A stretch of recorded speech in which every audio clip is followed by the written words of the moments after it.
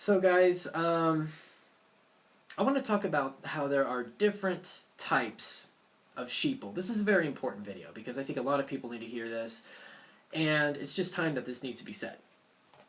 Okay, there are different types of sheeple. Okay, now there's the stereotypical one is the people who just easily believe and follow whatever their government tells them, whatever their politicians, media heads, whatever they tell them, they take it in and they say it's truth, and they never ever question it. Obama's God, some Republican is God, whatever. Fox News is always telling me the truth, or MSNBC is always telling me the truth, that kind of stuff. Yeah, that's a form of being a sheeple. But it's also considered being sheeple if you go into a different direction here, and you're constantly believing everything that a certain radio host has to tell you.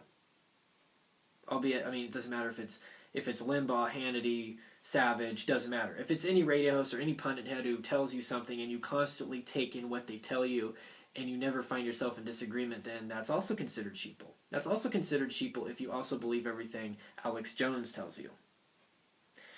So here's the funny thing.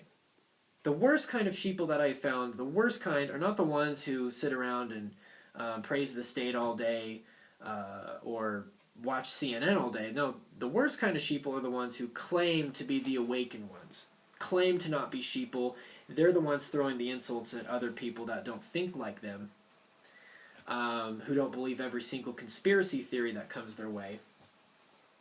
So they're the ones giving off the sheeple label. They feel like they have the authority to do that.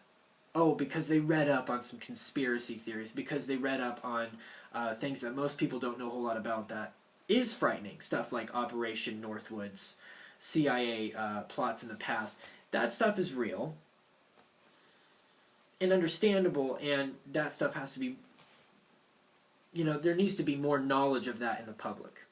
That is true, and I'm aware of it. I was aware of this stuff 3 years ago when I started getting into this whole kind of a different segment of news and just kind of alternative news, different ways of thinking.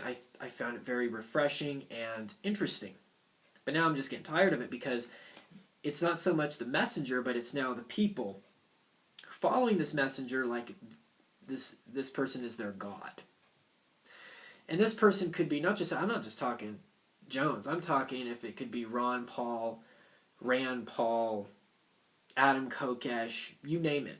If it's any other politician within the Liberty Movement or anybody other talking head within the Liberty Movement or Truth Movement or whatever you want to call it, people have a different label.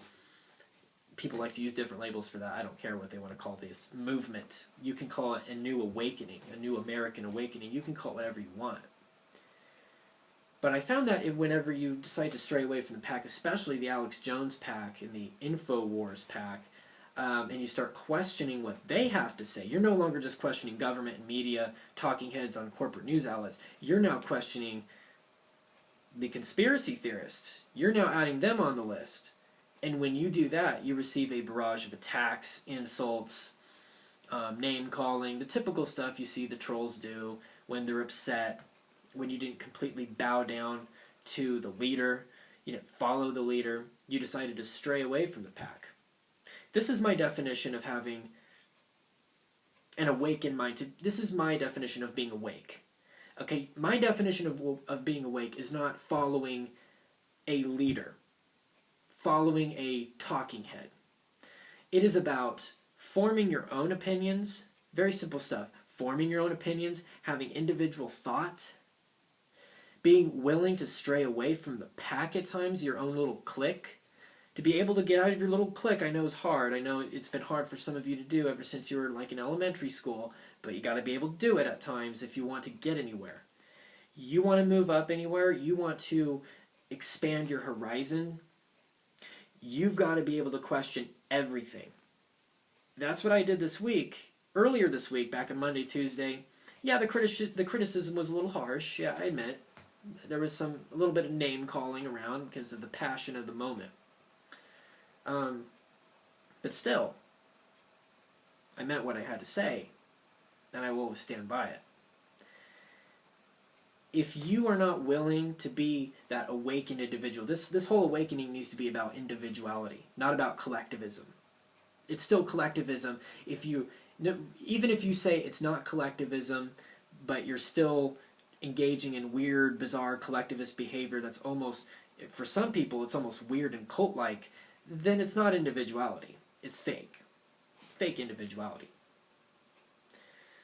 So like I said, being a true individual, free-thinking, awakened person and wants to be aware of, things going on within the truth and liberty movement, getting information from alternative news, you've also got to be able and willing to question them and to not be afraid of doing that either, because nobody is immune to criticism. I'm not immune to criticism. You guys can call me out on whatever you want. I've been called out a few times this week over stuff.